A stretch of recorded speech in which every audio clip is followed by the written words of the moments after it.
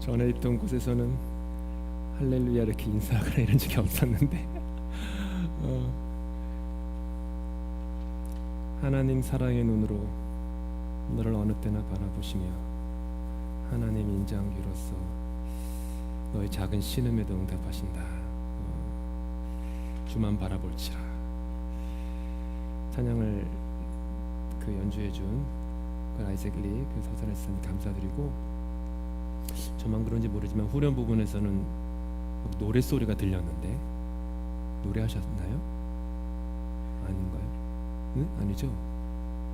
좋아요. 왜냐하면 막 그런 찬양의 고백이 막 하늘의 소리 같이 들리니까 너무 좋았습니다. 그리고 여러분의 신앙 고백이라고 생각을 하고요. 예배 전에 두 분 장로님과 기도할 때 제가 그런 기도를 드렸습니다. 여러분께도 당부하고 싶은 말씀이라서 드리는데, 제 첫 주일이잖아요.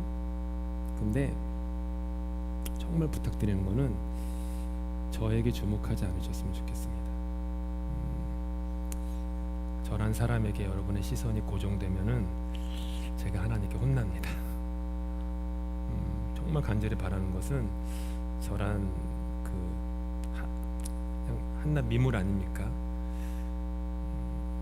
저란 사람을 그냥 투과하시고 제 뒤에 있는 십자가만 바라보실 수 있으면 좋겠습니다.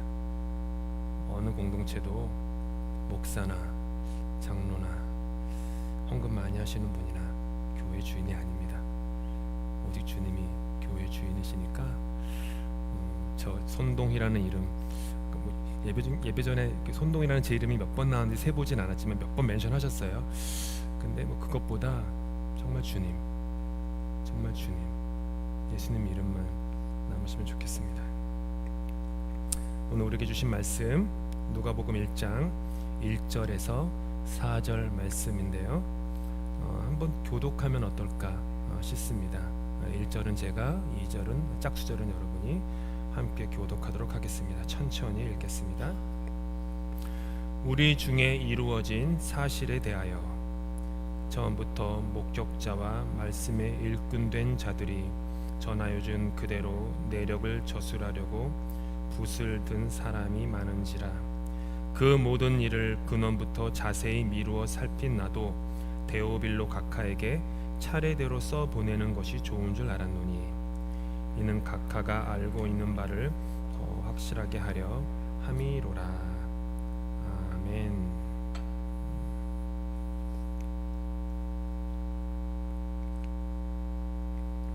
요한복음 10장 10절 뒷부분에 예수님께서 왜 인간의 몸을 입고 이 땅에 오셨는지 그 이유에 대해서 말씀하십니다.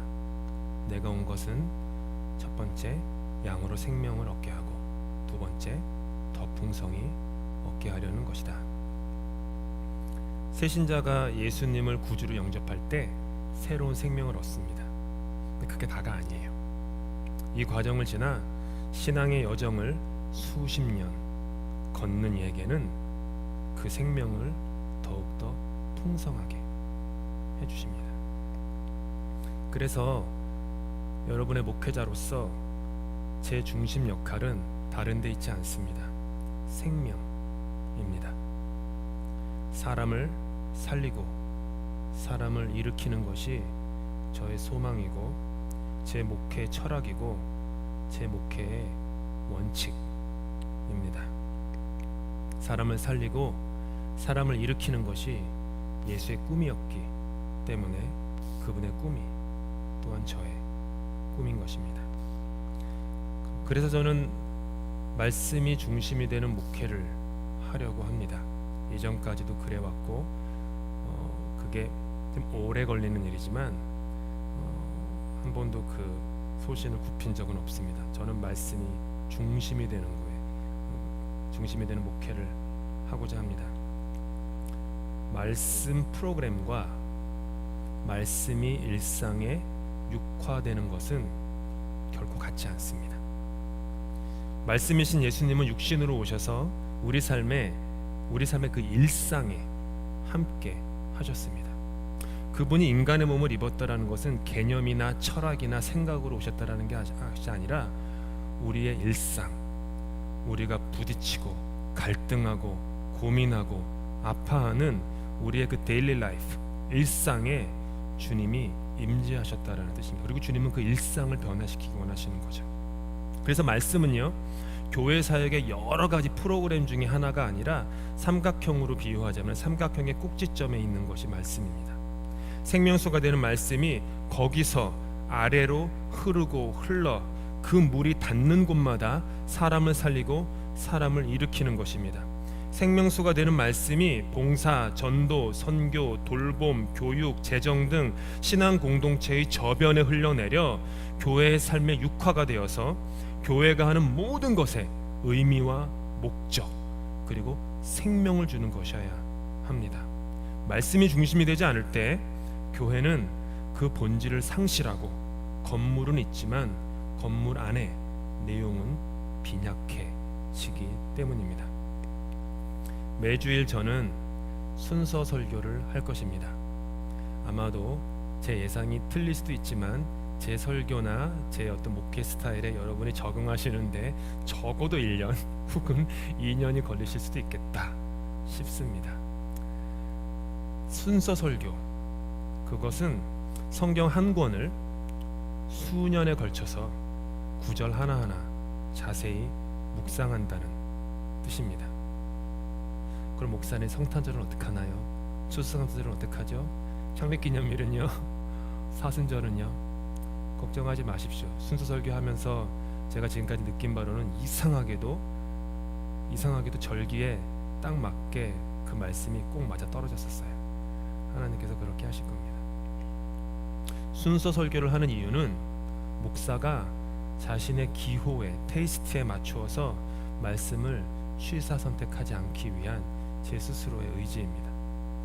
제가 가진 아젠다로 하나님의 말씀을 함부로 사용해서 여러분을 이렇게 뭐라고 할까, 매니퓰레이트 하지 않기 위함입니다. 저는 설교자이기 이전에 저 역시 주님의 말씀을 듣는 청종자이기 때문입니다. 바다에는요, 아까 찬양한 것처럼, 찬송가 한 것처럼 바다에는 얕은 물의 흐름과 깊은 물의 흐름이 있습니다. 얕은 물이 찰랑이며 바다를 움직이는 것 같지만 사실 바다를 움직이는 것은요, 깊은 곳에 있는 물줄기 흐름입니다. 성경에도요, 찰랑찰랑거리는 게 있지만 성경에는 깊은 물줄기, 깊은 흐름이 있어요.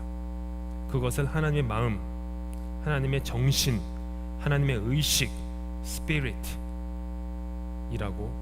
우리는 부르죠.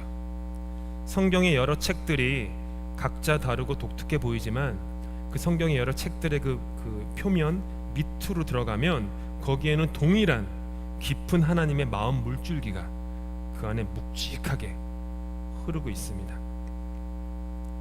그리고 성경은 날줄과 시줄처럼 이렇게 막 엮여 있어요. 신묘막직하게 엮여 있어요. 그래서 신약 성경 한 권을 오랜 시간 묵상하여도 그 안에는 구약 성경의 수많은 이야기들이 그 안에 녹아들어 있습니다. 하나를 제대로 알면 모든 것을 아는 것입니다. 하나를 제대로 모르면 모든 것을 모르는 거예요. 아시겠지만 누가복음을 선택했거든요. 그 이유를 이따가 설명해 드릴 텐데, 누가복음을 제대로 알면 성경 전체를 아는 것이고 그걸 제대로 모르면 성경 전체를 모르시는 겁니다. 얇은 물가에서 찰랑거리는 신앙이 뭐죠? 감정과 기분에 따라서 신앙이 오락가락하는, 사자성어로 얘기하면 일희일비하는 그런 신앙생활이 얕은 물가에서 찰랑거리는 신앙생활입니다. 신앙은 깊은 곳으로 나가야 됩니다.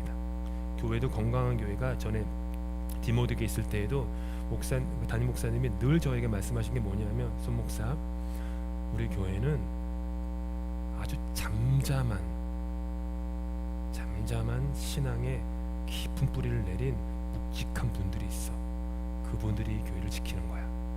찰랑거리면서 소란스럽게 하는 사람들이 이 교회를 지키지 않아. 아무 말하지 않아도, 자기 의사를 표현하지 않아도 묵묵히 그 자리에서 묵직하게 있는 사람들이 교회를 건강하게 지키는 거야. 그런 말씀을 많이 하셨어요. 이 교회도 그러리라 믿습니다. 그리고 지난 시간 동안에 여러분이 알게 모르게 그 훈련을 받았다고 저는 생각합니다. 이렇게 매주일 순서 설교의 여정을 걸으면서 말씀 앞에 자신을 낮추고 수천 년을 걸쳐 성령의 감동으로 쓰여진 말씀의 도량, 즉 깊이와 넓이를 추구하고 일상의 삶 가운데 말씀이 육화되게끔 하기 위해서 그렇게 저와 함께 말씀의 여정을 오늘부터 떠나시겠습니다. 오늘 우리에게 주신 누가복음 1장 1절에서 4절 말씀을 한 번만 더 같이 곰곰이 씹으면서 읽어보시겠습니다. 함께 읽겠습니다. 시작. 우리 중에 이루어진 사실에 대하여 처음부터 목격자와 말씀에 일꾼된 자들이 전하여 준 그대로 내력을 저술하려고 붓을 든 사람이 많은지라. 그 모든 일을 근원부터 자세히 미루어 살핀 나도 데오빌로 각하에게 차례대로 써 보내는 것이 좋은 줄 알았노니 이는 각하가 알고 있는 바를 더 확실하게 하려 함이로라. 한국어 번역으로는 1절과 2절 그리고 3절과 4절 이렇게 두 문장으로 되어 있는데 헬라어 원문으로는요 이 전체가 한 문장이에요. 원 센텐스예요. 그리고 헬라어 원문의 첫 단어가 에페이데페를 이렇게 시작하는데 그게 뭐뭐뭐 임으로라는 말로 시작을 해요.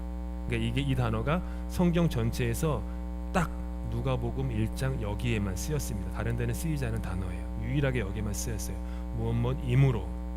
뭐죠? 누가는 지금 자신이 왜 누가복음서를 쓰고 있는지 이유를 먼저 밝힘으로 자신의 복음서의 문을 열어 제낀 것입니다. 당시 많은 사람들이 예수 그리스도의 사건을 기록하면서 축소하기도 하고 확대하기도 하고 또는 특정 종교 자신들의 아젠다를 내세우기 위해서 내용을 왜곡했던 일들이 많았던 것 같아요. 그래서 누가는 3절에 따르면 모든 일을 근원부터 자세히 미루어 살핀 후에 복음서를 차례대로 즉 시간 순서대로 집필하기로 하였다라는 것을 밝히고 있죠. 그 목적은 뭐죠? 4절에 밝힌 대로 알고 있는 바를 더 확실하게 하기 위해서. 3절에 나오는 데오빌로가 누군지는 정확하지 않습니다.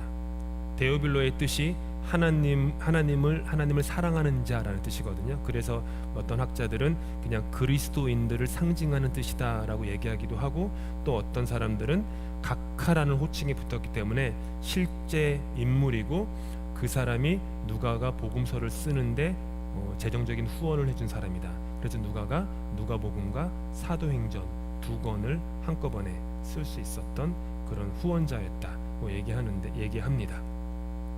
오늘 우리가 주목하고자 하는 구절은요 1절에 있습니다. 우리 중에 이루어진 사실에 대하여. 우리 중에 이루어진 사실에 대하여. 여러분 종교심과 영성은요 비슷한 것처럼 들리지만 사뭇 다릅니다. 종교심의 특징이 뭐냐 하면 가장 대표적인 게 틀을 정한다라는 거예요. 프레임이 있어요. 바운더리가 있어요. 물론 틀이라는 것은요 우리에게 안정감과 평안함을 줍니다. 예를 들어서 우리가 낯선 곳에 여행을 하다가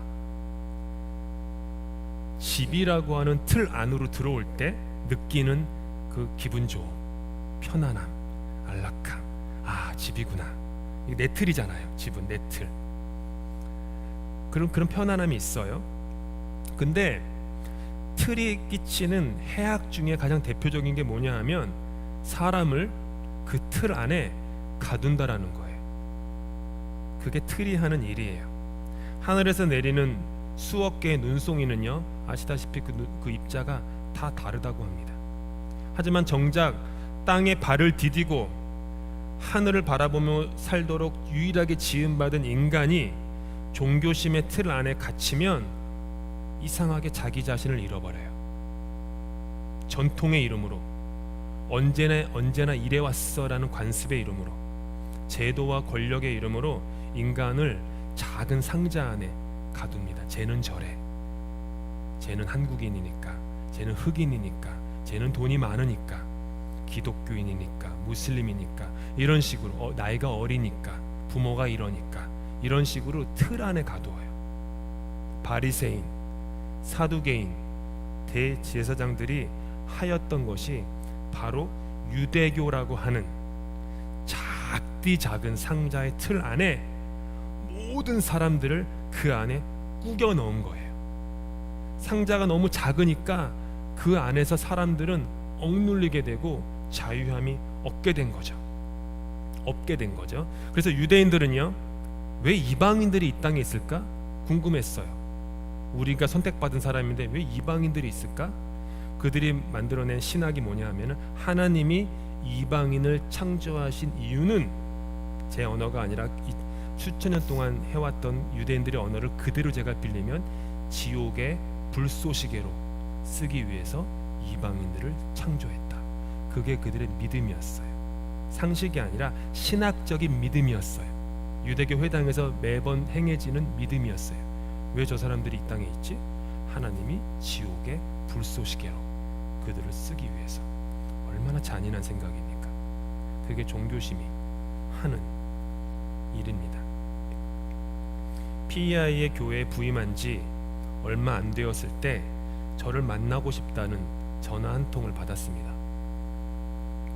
교회 사무실에 있는데 두 분의 백인 남성이 저를 찾아왔어요. 찾아온 이유가 무엇입니까? 여쭤보니까 PEI의 주도가 샬롯타운인데, 샬롯타운에서 중국인을 대상으로 한 전도 집회를 열려고 하는데, 제게 영어 설교를 중국어로 통역해달라는 부탁이었습니다. 제가 막 웃으면서 점잖게 저는 한국인입니다 라고 말했고, 두 분이 적잖이 당황하셨어요. 더욱 놀라운 사실은 이분들이 누군가의 추천을 받고 제 사무실에 찾아왔는데, 저를 추천하신 분이 다름 아닌 제 같은 노회에 있는, 특별히 제 위임 예배 때 설교를 하셨던 목사님이었습니다. 다 무슨 뜻이죠? 저를 앞에 두고 위임 설교를 하시면서 계속 저를 중국인으로 하셨다라는 거예요. 아이키아나 코스코나 여행을 하다 보면 중국 분들이 와가지고 무조건 중국말로 저한테 물어보세요. 많이 경험하시죠? 그래서 제가 정말 자주 하는 말이, 중국말 못합니다. 저는 코리안입니다. 딴 데 가세요.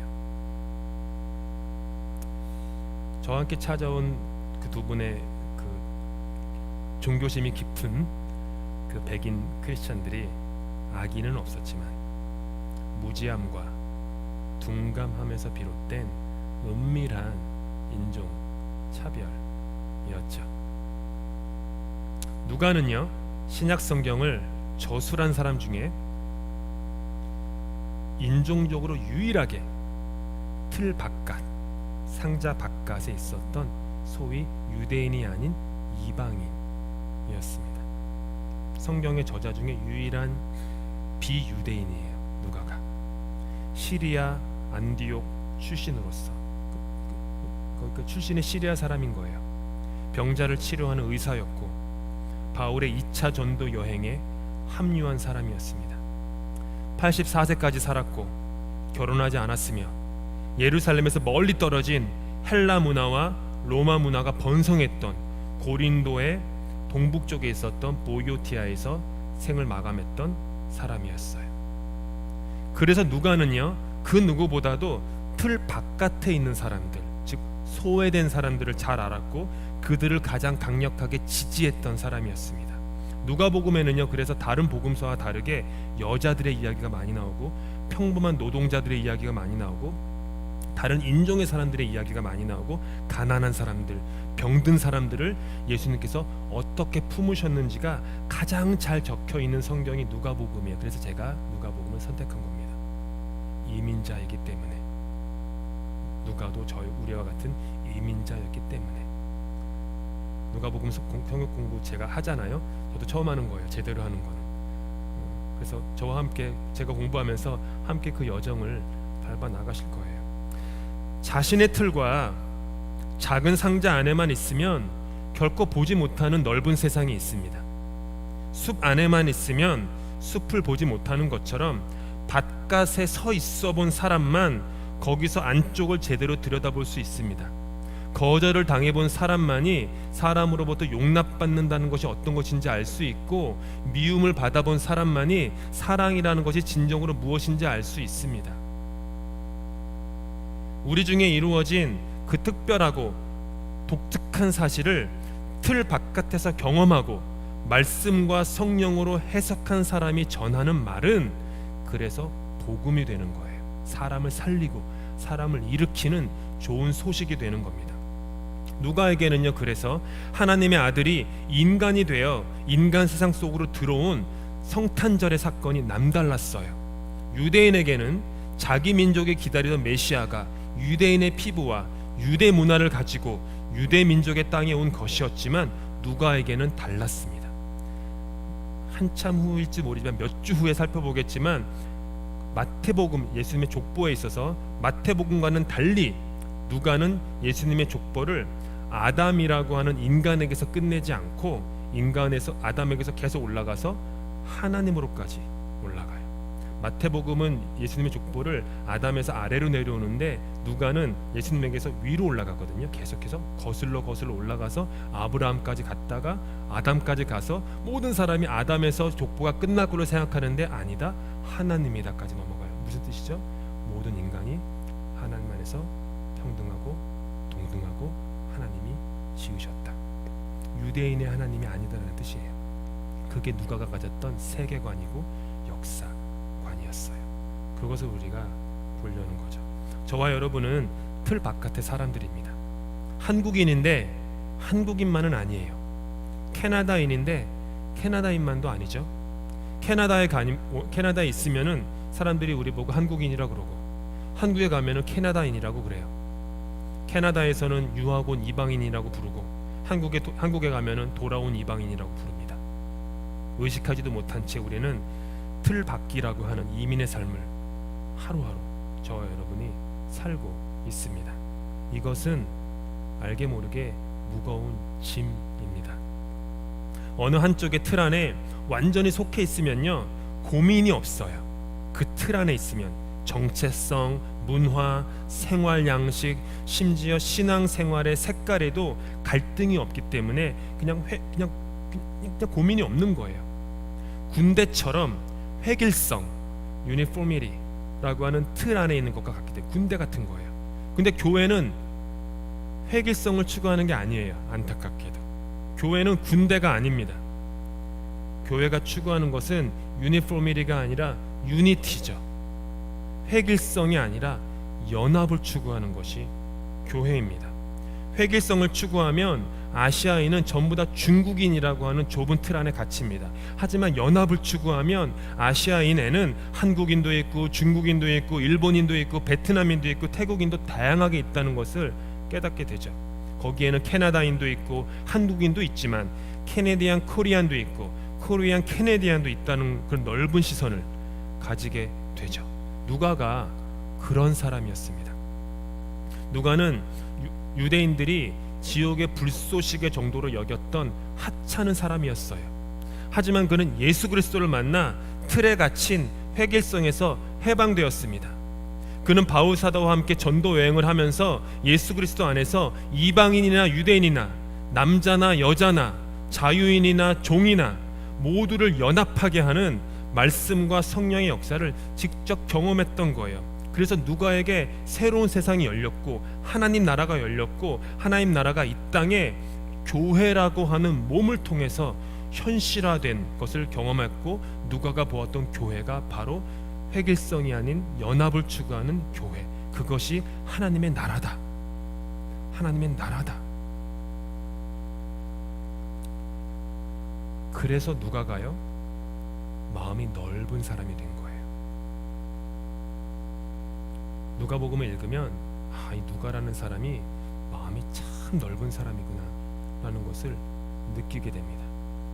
그것은 누가가 태생적으로 너른 성품과 기질을 가져서가 아니었습니다.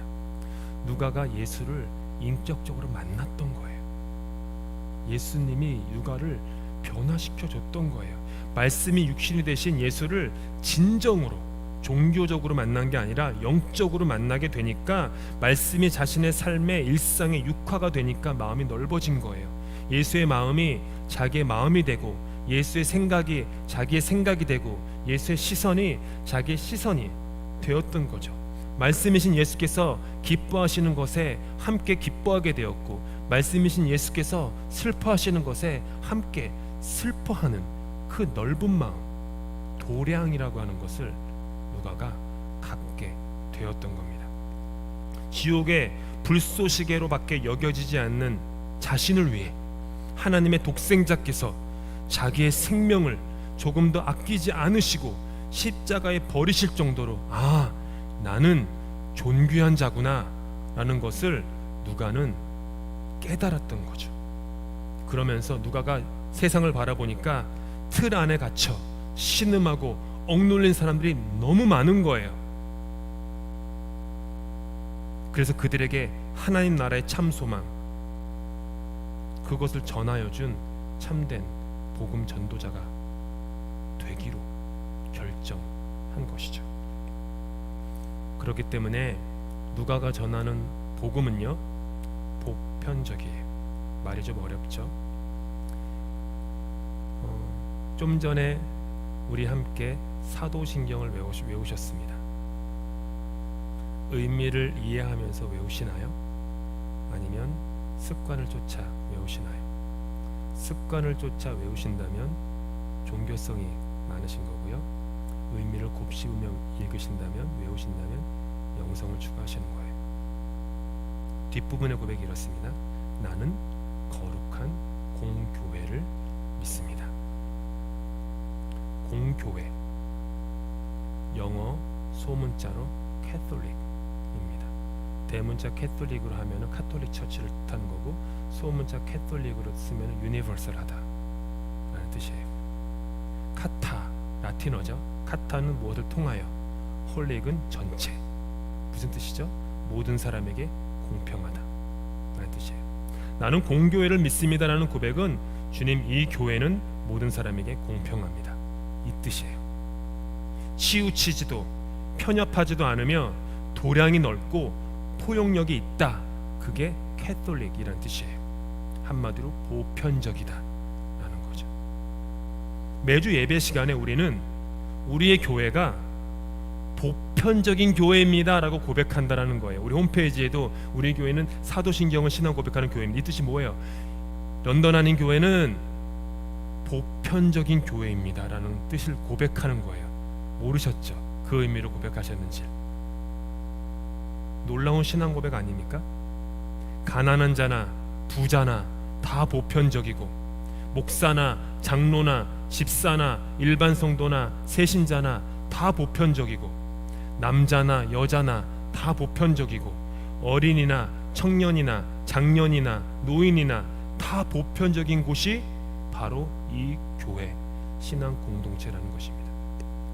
신앙심이 깊은 자나 신앙심이 옅은 자나, 백인이나 흑인이나 아시아인이나 한국인이나 캐네디언이나 예수를 주님으로 삼은 이 공동체는 보편적인 공동체입니다 라는 고백을 부지부식간에 우리는 매주 고백하고 있는 것이에요.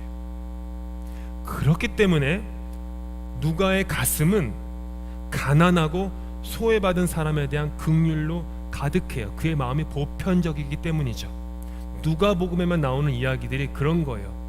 앞으로 살펴보겠지만, 예를 들어서 거지 나사로의 이야기, 재판관을 설득하는 과부의 이야기, 예수님을 돕는 소외된 여자들의 명단이 누가복음에 나오고, 십자가 옆에서 회개하는 사형수가 나오고, 세리 삭개오의 이야기가 나오고, 부자와 거지 나사로의 이야기가 나오고, 10명의 문둥병자 중에 유일하게 돌아온 사람이 하필이면 소외받는 사마리아인이었다라는 이야기가 누가복음에만 나오는 이야기입니다. 또한 그래서 누가는 마음이 참 따뜻해요. 예를 들어서 성탄절 다가오잖아요. 성탄절 다가올 때 제일 많이 하는 게 뭐죠? 구유에 놓이신 예수. 그 이야기는 누가복음에만 나오는 이야기입니다. 말구유. 나인성의 과부를 바라보시면서 예수님의 마음이 찢어지셨다라는 누가의 단어 선택. 배반하였던 예수님이 십자가에 달리실 때 베드로가 3번 분에서 배반했는데 다른 복음서에는 안 나오는데 누가복음에만 고난 중에 예수님이 고개를 돌려 베드로와 눈이 마주치세요.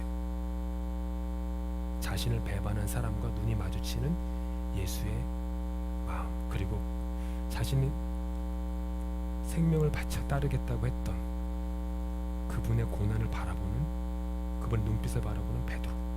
그게 누가복음에만 나오는 이야기예요. 예루살렘을 바라보시면서 하염없이 눈물을 흘리시는 예수님, 선한 사마리아인의 이야기, 탕자인 2 아들을 하염없이 품는 아버지의 이야기도, 따뜻한 시선으로 인간을 편견 없이, 치우침 없이 보편적으로 바라보는 그 복음의 시선이 누가에게 있는 거예요. 저와 여러분은 획일적 단일 문화가 아닌 다중 문화를 경험하고 있는 사람들입니다. 이것이 우리의 삶의 자리이고 이민 생활의 일상입니다. 이것이 갈등이 될 때도 많습니다. 어느 한편을 택하면 획일화되면 삶이 편해져요. 아까도 말씀드렸지만 고민도 갈등도 도전도 필요하거나 요구되지 않기 때문이죠. 하지만 그것이 예수님께서 육신을 입고 이 땅에서 전하신 복음의 에센스는 아니라는 것을 우리는 잊지 말아야 합니다. 바울 사도가 전한 복음도, 누가가 전한 복음도 획일적인 내용이 아니었어요.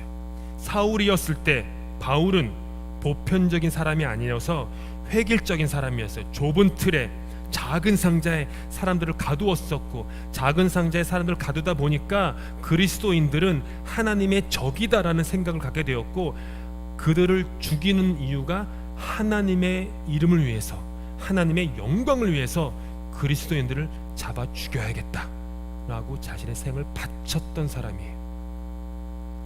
획일적이 되면 그래요. 지금도 수많은 종교인들이 획일적인 종교에 사로잡혀 자신의 몸에 폭탄을 두르고 이너센트한 이들을 앞에 폭탄을 터뜨리며 자기는 순교했다, 나는 천국 간다 라고 하는 게 왜 그러죠? 종교라고 하는 획일성의 틀에 갇혀져서 그 작은 상자 안에 사람들을 꾸겨 넣으니까 그렇게 되는 거예요. 바울은 다메섹 도상에서 예수 그리스도를 만난 후에 아라비아에서 3년의 묵상의 시간을 보내고, 자신의 고향 다소에서 아무것도 하지 못한 채 10여 년의 시간을, 영적 갈등의 시간, 토탈 학자에 따라 다르지만 13년에서 16년의 시간을 그렇게 영적으로 씨름하면서 시간을 보낸 후에 사울이 바울이 된 거예요. 어느 한순간에 획가닥한 게 아니에요. 15년 정도의 영적 갈등을 겪은 후에 그는 보편적인 넓은 그릇을 가진 사람으로 변화되어서 이 세상에 바울로 나온 거예요. 그래서 바울 사도는 이렇게 우리에게 말합니다. 유대 사람들에게는 유대 사람을 얻으려고 유대 사람같이 되었습니다. 율법 아래에 있는 사람들에게는 내가 율법 아래에 있지 않으면서도 율법 아래에 있는 사람을 얻으려고 율법 아래에 있는 사람이 되었습니다. 기회주의자라는 뜻인가요? 이게 바울이? 아니죠. 이 사람을 얻기 위해서, 이 사람이 율법주의자라면 나는 기꺼이 율법주의자가 되겠습니다. 자유주의자가 있다면 그를 얻기 위해서 나는 기꺼이 자유주의자가 되겠습니다. 내가 가진 것을 내려놓겠습니다. 나의 생각, 나의 경험, 나의 아젠다 내려놓고 이 사람을 살리고 이 사람을 일으키기 위해서 나는 그 무엇이든 만물의 찌꺼기라도 나는 되겠습니다. 도량이 넓은 사람이 됐다는 거예요. 그릇이 크니까 다른 사람을 품을 수 있는 거죠. 이것이 예수를 통해 바울과의 동행을 통해 누가가 실제적으로 경험한 우리 중에 이루어진 사실이었습니다. 런던 한인교회에도 우리 중에 이루어진 사실이 있습니다. 그것이 아픈 경험일지라도 그것은 우리 중에 이루어진 사실입니다. 결코 녹록지 않은 거친 이민생활 가운데에도 이루어진 사실이 있습니다. 그것은 주님께서 뜻이 있어서 우리의 삶에 이루어지게 하신 사실입니다. 우리 중에라고 하는 한국어 성경으로 우리 중에라는 말로 시작되는 누가복음은 한국어 번역에는 없지만 헬라어 원문에는 2절에 우리에게라는 단어가 있어요. 즉 우리 중에 이루어진 사실을 통해 우리에게 전해진 복음이 있었다라는 말로 누가복음이 시작하는 거죠. 한번 곰곰이 생각해 보시기 바랍니다. 우리 중에 이루어진 사실입니다. 우리의 힘과 노력과 계획에 의해 우리가 이루어낸 사실이 아니라는 거예요. 그리고 우리에게 전해진 복음이라고 해요. 우리의 열심과 노력으로 우리가 획득한 복음이 아니라는 거예요. 즉 뭐죠? 모든 것이 수동태라는 거예요. 누가복음은 수동태로 복음서의 문을 열고 있어요. 삶은 결코 우연이 아닙니다.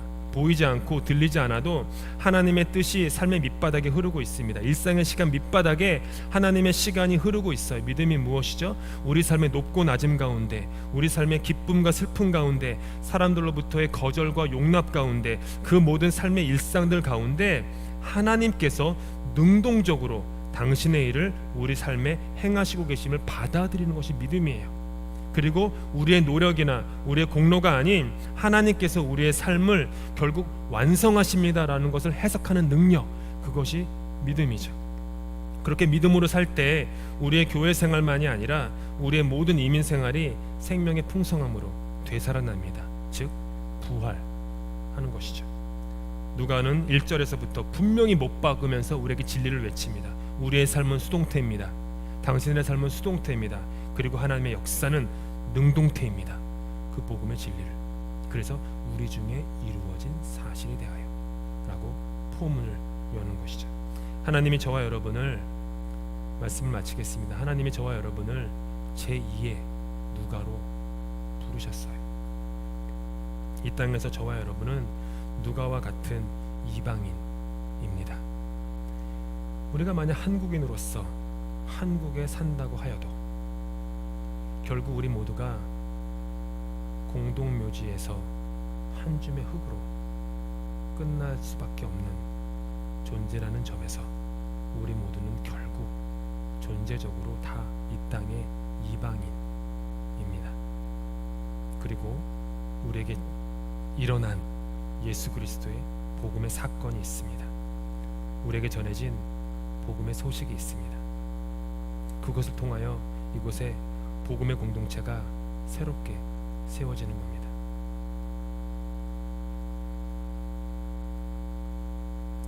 제가 꿈꾸는 공동체가 뭔지 아세요? 제가 꿈꾸는 건 아니고요.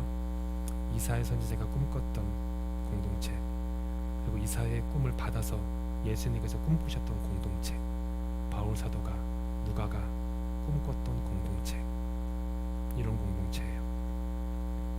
이리와 어린 양이 함께 사는 공동체, 표범이 새끼 염소와 함께 누울 수 있는 공동체, 송아지와 새끼 사자와 살찐 짐승이 함께 풀을 뜯는 공동체, 어린아이가 그것들을, 맹수들을 끌고 다니는 공동체, 암소와 곰이 서로 벗이 되는 공동체, 그것들의 새끼가 함께 어울려 눕는 공동체, 사자가 소처럼 풀을 뜯는 공동체, 젖먹는 아이가 독사의 구멍 곁에서 장난해도 해함이 없는 공동체, 젖된 아이가 살모사의 굴에 손을 넣어도 안전한 공동체, 이사야 선지자가 보았던 하나님 나라 공동체, 예수 그리스도께서 육신의 몸을 입고 33년 동안 세우셨던 하나님 나라의 공동체, 바울 사도께서 자신의 삶을 던져 세우려고 했던 하나님 나라 공동체, 그리고 우리에게 주어진 누가의 복음서. 우리 함께 누가와 함께 여정을 하면서 바로 그 공동체를 세우는 꿈을 함께 꾸어보시면 좋겠어요.